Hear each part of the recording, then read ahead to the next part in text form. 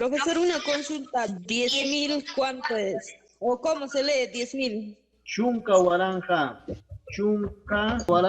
Iskay chunka waranja 20.000. A partir de 20.000, mira, nos damos ya también de la decena, ¿no? 20, ¿cómo se dice? Iskay chunka, 30, ¿qué dice? Kimsa chunka. Y se agrega waranja, ¿no? Mira cómo va creciendo, ¿no? Chunka waranja es 10.000. Pero ahora 20, ¿cómo se pronuncia? Iskay chunka, ¿no?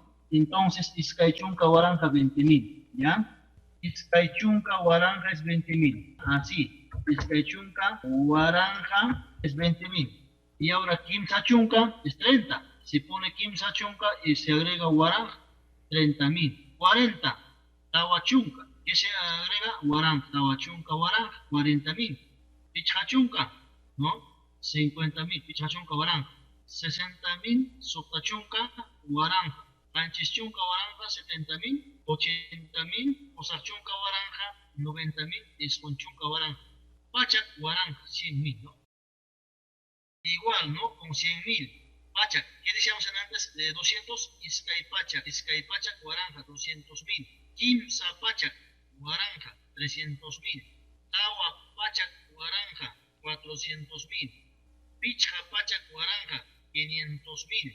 Sukta Pachak, waranja, 600.000. Hanchis Pachak, waranja, 700.000. Usaj Pachak, waranja, 200.000. Es un Pachak waranja 900.000. 1.000.000 se llama Juno. 1.000.000.